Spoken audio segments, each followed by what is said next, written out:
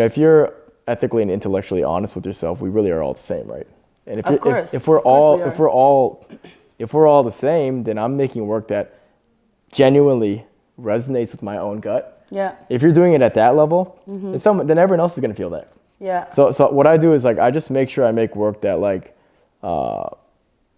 something that will make myself go, holy shit. Yeah. This is the move. Yeah. If I do that, then it's gonna sell itself. That's kind of been my approach. Hi guys, my name is Alessa. I am here with Arthur Kwon Lee. I'm about to interview him. He's a Korean American post-romantic fine artist, and I am so excited to show you this interview. He is one of the best people I've met in New York City, and he's just fabulous, and his art is gonna blow your mind.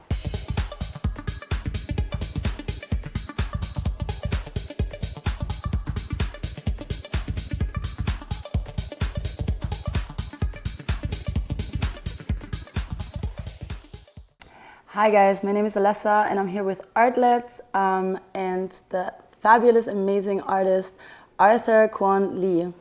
Thank you so much for being here with us today. Thank you for being here too. Yeah, and thanks for giving us the interview. Fabulous. I am so happy I met you at Norwood the other week. Yeah, that was a party. That was a good time. It was interesting. That was a great time. Yeah. There was an exhibition there actually, right? Yeah, that was with Solomon Arts. Rodrigo is a friend of mine. He told me to come. We might be in conversation about a show as well. That's fabulous. Wow. Yeah. That's amazing. So I would be having my 7th show solo this year, if that was to come into fruition. But wow. More importantly, is there's so many good creative people there, and yeah, it was that's such a good that's time. nice.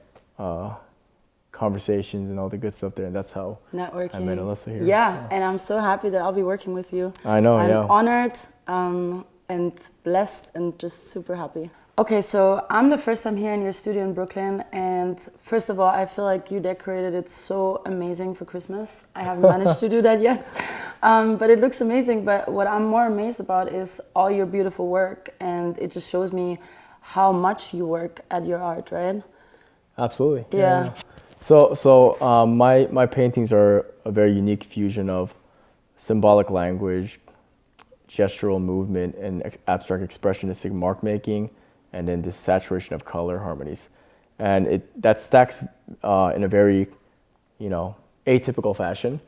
And I think that's one of the reasons why I've gained a lot of traction and attention, because I'm doing something that's very very unique, right? Very unorthodox, but strangely enough, I'm painting figures in a sort of orthodoxy canon. Yeah. So it's an interesting dichotomy that I'm playing with these juxtapositions. No, it's absolutely amazing. I love your colors. I love your compositions. Thank you. And just it very much makes me think. Like when I went to your gallery, you had a show. Tell me a little bit about the past shows that you did. Sure. Yeah. Because you did so much, and then you also won some. You won. A lot happened this year. Right? A lot happened. You had a great year. So first of all, I was in the Aline Comiskey Family Foundation. It's a residency in Mana Contemporary. They gave me an inaugural award of Artist of the Year. So they never had this award before. Congratulations. So thank you so much. And you won over a lot of people, right? I won over a lot of artists they had to choose from, and people that I actually respect and admired. I got that Artist of the Year award before them, which is humbling. Yeah. And I try to stay sincere because I think that's what allowed them to see my work with a certain purity.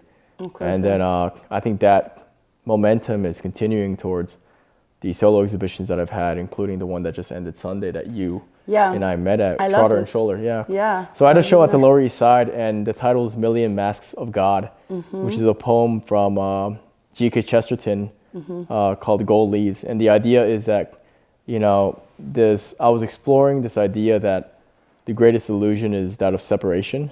And that's why I paint all these figures from different cultures, especially religiously oriented, manifesting so separately with the color, but they're all kind of done with this same primordial sense. So it's all like this idea that it's all just one thing. Wow. But I'm trying to do it in a way that's entertaining too, with these colors that have a certain pop art sensibility. So I'm trying to make sort of wisdom with a glance of approachability. I think there's just so many layers to your paintings. Yeah. As you told me when we were at the gallery, you explain how many layers it takes and how many intricate color combinations that you have and integrate in your paintings, right? So that takes a lot of work, a lot of thought. Now, you mentioned something about religion. Do you want to talk about this a little bit more? Yeah, I think that inquiry is owed a little bit about my background. Yeah, I would love to know. So my father, he's actually a minister. Oh, wow. And he does lectures on comparative religion and philosophy. And my mother, she has a dissertation in music theory, and she's a composer. Oh, that's such a great combination. Yeah. So I always tell people I'm sort of a visual fusion of them, where I'm exploring these archetypal ideas in the lens of fine art painting. Right. So that's sort of a good nexus as to where my work is coming from in regards to a catalyst. So I'm exploring these ideas, but what I'm really interested in is, growing up with this philosophically dense background, that was one thing, but it wasn't satisfying for me. So for me, I wanted more direct experience. So the religious symbolic language, and then also my phase with psychedelics, as you know. Yeah. I think that all stacked in a way where I had this predilection towards this, stacking of religious iconography. Because to me, there's something deeply significant about these symbols. So that's said a really good quote when we were at the coffee shop and talking before, which had something to do with ending the psychedelic experimental phase. Right. Which was? What was it? Well, so it was so good. We had it's this idea that I think entheogens have their place. Yeah. I think that it's if you're not doing it in the lens of escapism. Yeah. That's one thing, but if you're an artist, man, it could just open up the doors of perception, as Huxley said. So I believe that when you get the message, you hang up the phone, right? Yeah, that was a good quote. I love that one. I think it's true. Once you get the message, hang up the phone. Yeah, then you never. Yeah. Yeah, I haven't. That was a intense phase where I was genuinely exploring the shamanic realm, and I sort of this idea that if there's no discipline and if there's no skill, then it's a second-rate pleasure. Yeah. So you can take a trip, or you can be in meditation. You can talk to God. Yeah. Him or herself, whatever your experience is. But if you don't have a discipline to channel that and share it, then it's almost like if I'm some hero that goes to slay the dragon, and I come back and I say it was a gas. Yeah. You'd be like, no. Well, where's the evidence? Where's the dragon's head? Or, you know what I mean? Right. You need something to envelop that experience to the public. Yeah. So for me, that's always been my brush. But anyway, so back to the art. You've been in a lot of exhibitions. Have you done any collaborations yet with other artists? It's typical for artists to have way more group shows. Yeah. Than solo exhibitions. Especially starting as well. Like normally you put yourself next to an artist that's similar, a little bit bigger, so that artist can pull you up a little bit, right? Right. And give you more credibility. 100%. Right? So this year, I did a summer group show with GR Gallery. Okay. But I've had a lot more solo exhibitions. That's really good. Yeah, which is awesome. People just come for you. Well, I mean, my whole thing, my whole mantra with my whole philosophy in the studio is that of humility. That's why I paint a lot of Buddhas, and this idea is that, like, if you're ethically and intellectually honest with yourself, we really are all the same, right? And if we're all the same, then I'm making work that genuinely resonates with my own gut. Yeah. If you're doing it at that level, then everyone else is gonna feel that. Yeah. So what I do is, like, I just make sure I make work that, like, something that will make myself go, holy shit. Yeah. This is the move. Yeah. If I do that, then it's gonna sell itself. That's kind of been my approach. Now, I've been blessed to that my paintings, they're kind of selling themselves in that regard. But yeah, I think so. Yeah. but my whole game is the marketing will take it to another level. Of course. It just will. Of course, everybody needs marketing. I think that's how. The one thing I know is the studio perspective in regards to if you're a fine artist, you probably want to make work that has cohesion. Right. You know, if I say Picasso, you think of the shaped heads. If I say Basquiat, you think of the gestural, expressionistic, you want to have primordial. Your style, Sure. So it's almost like stylistically getting that down first for artists who are on their journey towards, you know, making a nice chunk of change. Yeah. You need to first have that down for sure, because you need to know your voice, your position in the game. Yeah. And my position is this weird spiritual. Which is so cool. It's not. It's actually just super cool. And I'm very direct and transparent about what I'm trying to do. I think that you know, we were talking about the role of the artist, and I think that the artist's job is to expand the domain of our order and language into this world of chaos. Yeah, that's what our job is. Yeah, and what I'm doing with my brush here is I'm trying to do that cross-continentally, using different cultures. And using different reference points to point to the same thing. So it's very pantheistic in that way. Yeah. So I'm trying to tie this all together. That's been what my whole gambit. So how hard and easy is it sometimes to come up with, to basically put what is happening in your head onto a canvas? So that's a very good question. Thank you. well, I mean, I had a conversation with Daniel Weiss. He's the president of the Metropolitan Museum of Art. Nice. Yeah, so it's a great museum. He's a great museum. Yeah. He's an amazing person, by the way. Yeah. He's an amazing person. Yeah. But we had a nice conversation. Yeah. And he was telling me, I was really illustrating that, like, there's people like him who they're so academically crisp. You know what I'm saying? Like, I always make it clear that I'm not an intellectual. I always make that very frank. You sound very much like an intellectual. Sorry. My sensibilities are more of a romantic. Okay. So. I love that. And that's really that's the distinction that Nietzsche always spoke about. So I might have read all these books, but I'm really more of a romantic, and that's, I think, the primal force behind why I'm painting. And so we are about to go into where Artlet talks about his inspiration, his work ethic, what goes into paintings like this, and also what his martial arts background has to do with the discipline that he brings to his paintings. You have a very, very big martial arts background you were talking about, so how did this influence the way that you work in the arts? Because there's a lot of discipline that goes into being an athlete like you were, and I feel like it shows in your work ethic because you produce a lot, and you say you paint how many hours a day, every day? A minimum of 8 hours. Minimum of 8 hours. Yeah. And you know how they say the book 10,000 hours? You have to do 10,000 hours. Yeah, 10,000 hours, 7 years, and then you'll master. That's what they say. Yeah. So you're getting there, or you already there? I'm not sure. Well, I mean, I'm doing my best. What I would share is that people can feel the context and the energy of my martial arts sort of background. Yeah. In my paintings, I believe, because of the scale. I did. It made so much sense when you told me. That's I was great. like, I saw that. It's something about, you know, even when I'm looking at this one, the tiger, the lion, what would you say? Oh, it's a tiger, yeah. Yeah, the tiger.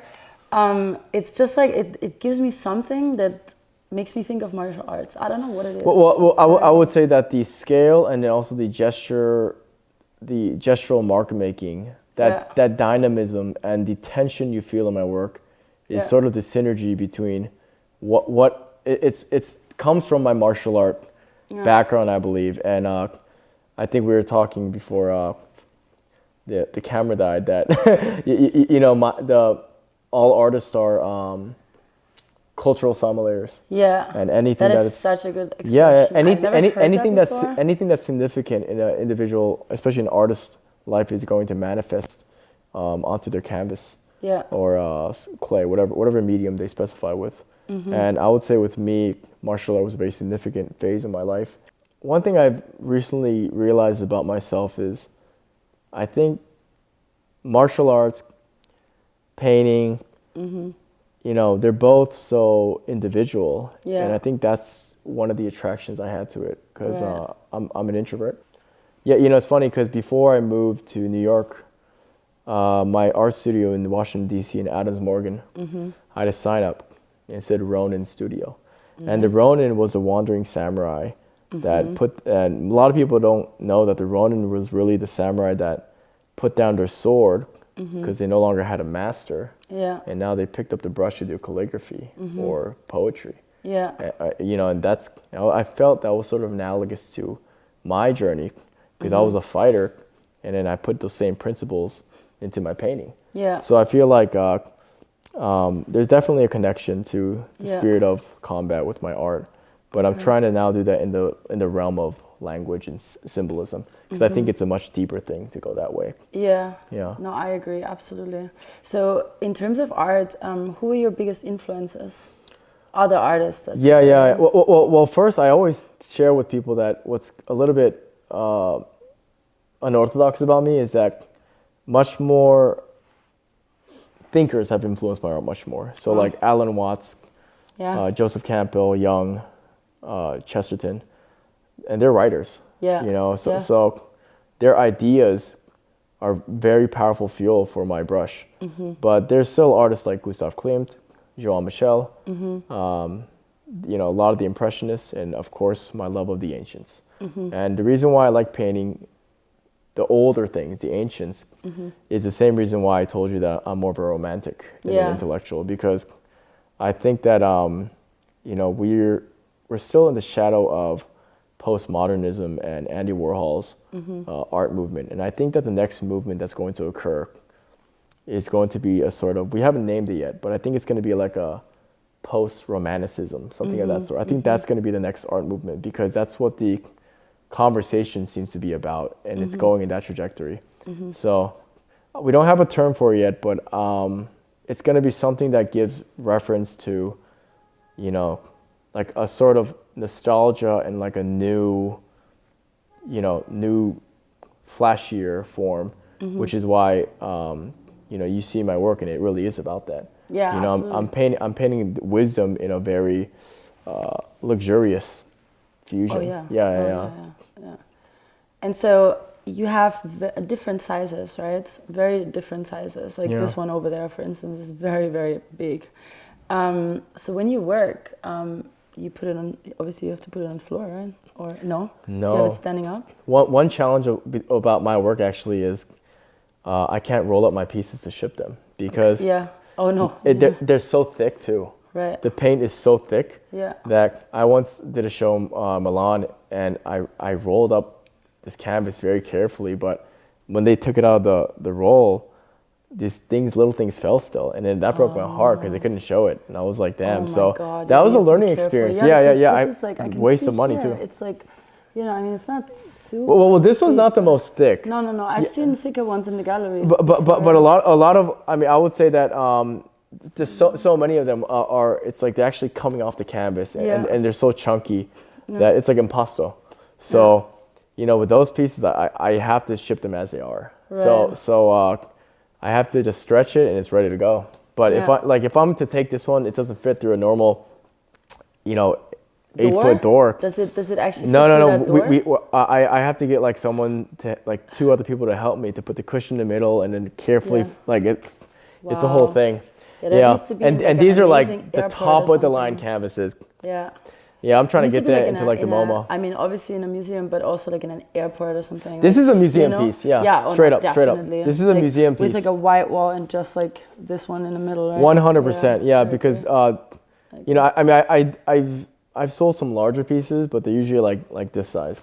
Wow. This size, I mean, it's like 12 feet wide. You know, I mean, that's for like level, right? That's like for like a museum. It's just so big that unless a person has like a huge wall, you know, it's but I need to paint like that for my own freedom. You know, I gotta, you know, there's a saying that like creative people who are not, if you're a creative type, you're not creating art.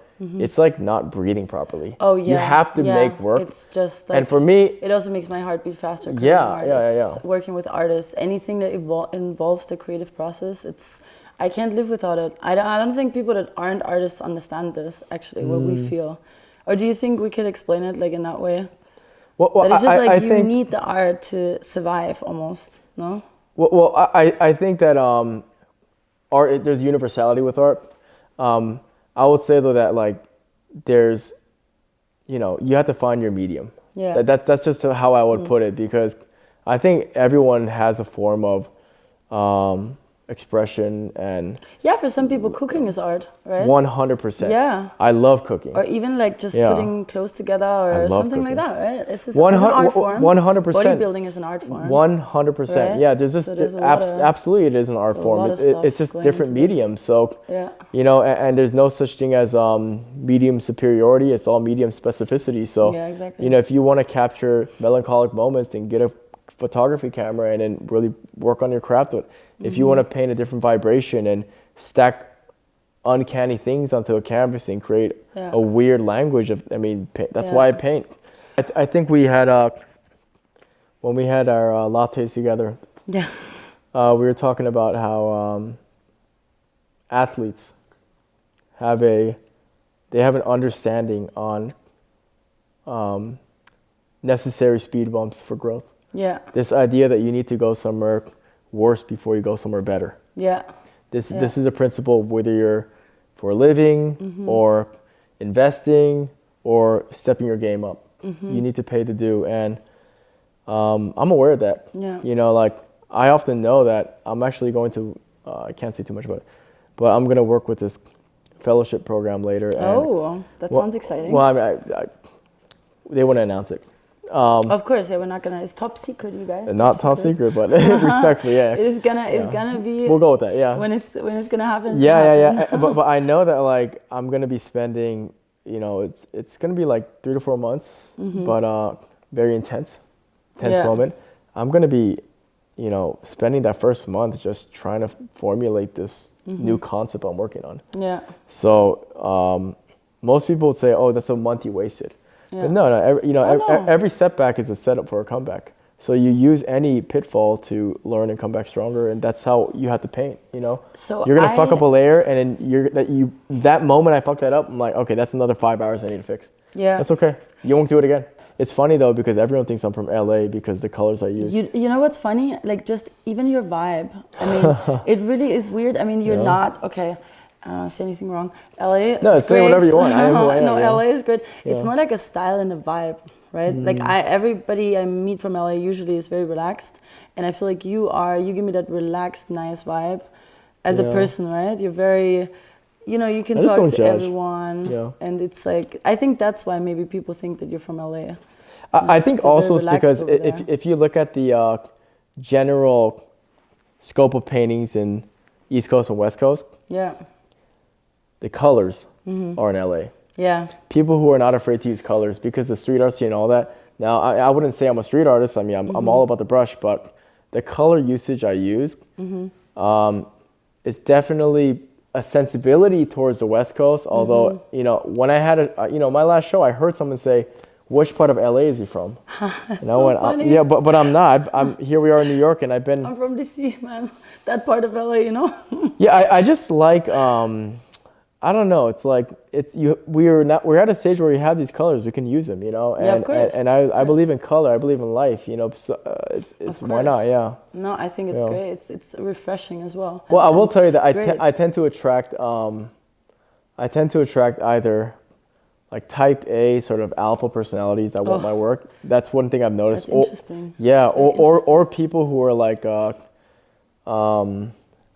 you know, less fearful about like personalities that don't care what other people think. Yeah. Because if you want my art, there is a certain predilection about my work. Yeah. You know. Absolutely. Yeah. No, it's absolutely great. So now, where do you see yourself going 2021? What are your goals? I mean, hopefully the pandemic is at some point gonna end. Right. Who knows? At the end of the day, I focus investing all my energy in the studio, making perfecting make work that's be so good that you're undeniable. Working. Exactly, and you are honestly. I appreciate you that. You are now. If there's one last thing before we conclude this interview with you that you would want your collectors, fans, and maybe young artists to know, some advice or life philosophy or something that you want to share before we end this, is there anything that comes to mind? Oh, that's a big one. I know it's a big one. I know it's a big one. Well, I would say, you know, whether it's my paintings or if it's anyone else's, put some damn art on your walls. Because what's going to happen is it's going to resonate. Yeah. You know, ideally, it's gonna bring this collective unconscious energy into your home, which is it's gonna eventually morph into a peaceful vibe. You know, even if it's scary art, the art is creating resonance. Yeah. So I always call paintings transcendental mirrors, and you know, everything is that interplay between, you know, your internal and your external. So just get some art, put it on your walls, and it's gonna bring some joy. So you know. Guys, you've just listened to such an inspiring person, in my opinion. You need to look into Arthur. I want to thank you so much for agreeing to do this interview with me and Artlet. And I am just so looking forward to see your other art that you're going to produce in the future and have many more interviews to come. Thank you, guys. Thank you, Alyssa. Thank you, Arthur. Beautiful. Thank you.